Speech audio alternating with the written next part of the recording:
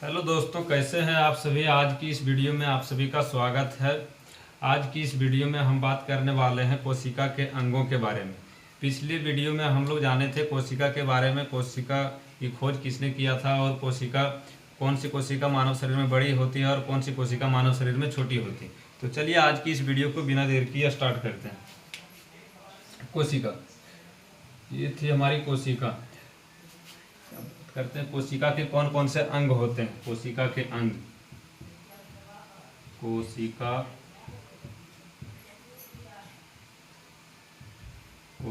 के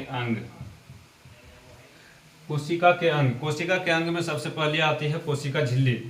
कोशिका झिल्ली ये कोशिका थी हमारी और उसके ऊपर एक पतली सी आवरण होती है, उसे हम कोशिका झिल्ली कहते हैं। मान लीजिए आप दुकान गए आलू खरीदने के लिए, तो उस आलू लाने के लिए तो उसमें प्लास्टिक होना चाहिए ना। उसी तरह ये कोशिका है, तो ये कोशिका आवरण हो, इसी को हम कोशिका झिल्ली या प्लाज्मा झिल्ली कहते हैं। ये क्या थी हमारी कोशिका झिल्ली। कोशिका झिल्ली, कोशिका झिल्ली। कोशिका के अंग में एक नंबर पे कोशिका झिल्ली।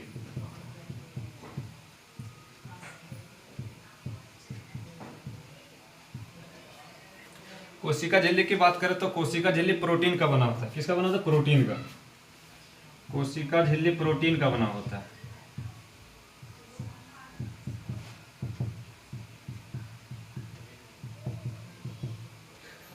जो कोशिका के अंग होते हैं, कोशिका के अंग माइटोकॉन्ड्रिया, राइबोसोम, एंडोप्लाज्मिक रेटिकुलम, ये किसके अंदर होते हैं? कोशिका झिल्ली के अंदर होते हैं। कोशिका के सभी अंग कोशिका झिल्ली के अंदर होते हैं।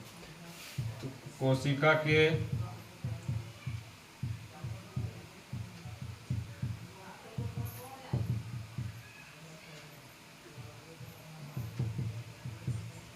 कोशिका झिल्ली के अंदर होते हैं।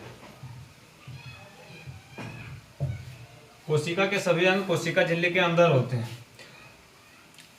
बता देते कोशिका झिल्ली प्रोटीन का बना होता है। कोशिका झिल्ली की मोटाई 75 एंगस्ट्रॉन से लेकर 110 एंगस्ट्रॉन तक हो सकता है। कोशिका झिल्ली की मोटाई 75 एंगस्ट्रॉन से लेकर 110 एंगस्ट्रॉन तक हो सकता है।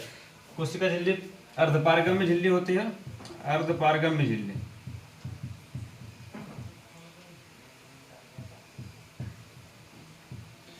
अर्धपारगम्य झिल्ली का मतलब हुआ कि कुछ चीजें आर पार हो सकती हैं, कुछ चीजें आर पार हो सकती है, उसे अर्धपारगम्य झिल्ली कहते हैं।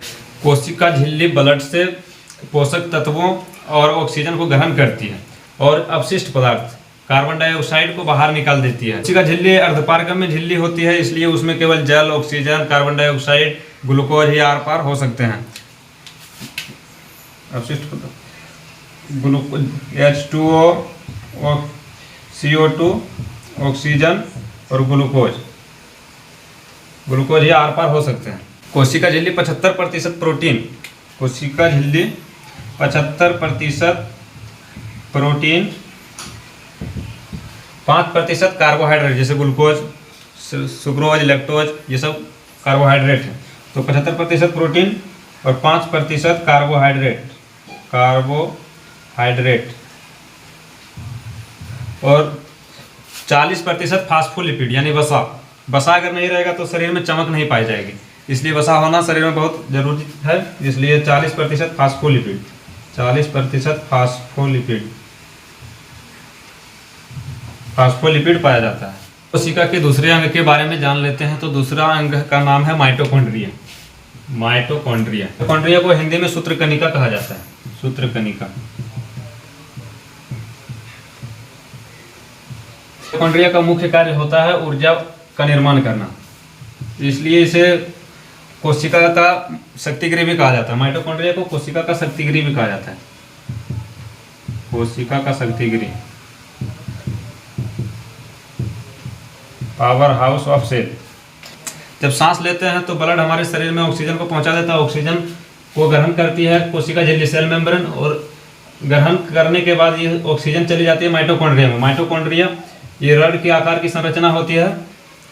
अंडे की संरचना, अंडे की जैसी संरचना या रड की आकार की संरचना। इसमें क्रेब्स चक्र चलता है। क्रेब्स चक्र चलने के दौरान एटीपी का निर्माण होता है। और उसी से फिर 38 एटीपी मिलकर एक ग्लूकोज का निर्माण करती है और 1 ग्राम ग्लूकोज से 4.2 किलो कैलोरी ऊर्जा उत्पन्न होती है और उसी से हम लोगों को ताकत प्रदान होता है। क्रेब्स चक्र, सवाल में पूछा जाएगा माइटोकॉन्ड्रिया के अंदर कौन सा चक्र चलता है, तो क्रेब्स चक्र। क्रेब्स चक्र के फलस्वरूप एटीपी का निर्माण होता है और 38 एटीपी मिलकर एक ग्लूकोज का निर्माण करता है।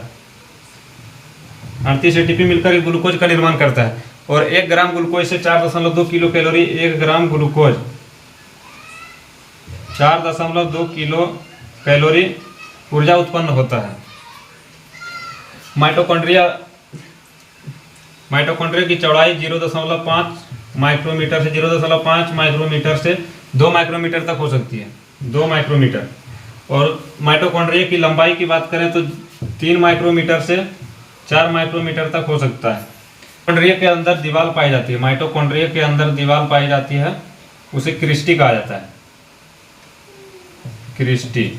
माइटोकॉन्ड्रिया पूछा जाएगा सवाल में कि माइटोकॉन्ड्रिया के आंतरिक दीवार को क्या कहा जाता है, तो माइटोकॉन्ड्रिया के आंतरिक दीवार को क्रिस्टी कहा जाता है, क्रिस्टी। तो आज की इस वीडियो को यहीं पे समाप्त करते हैं दोस्तों, फिर मिलेंगे नेक्स्ट वीडियो में, कोशिका के और से अंग के बारे में देखेंगे। तब तक के लिए बाय।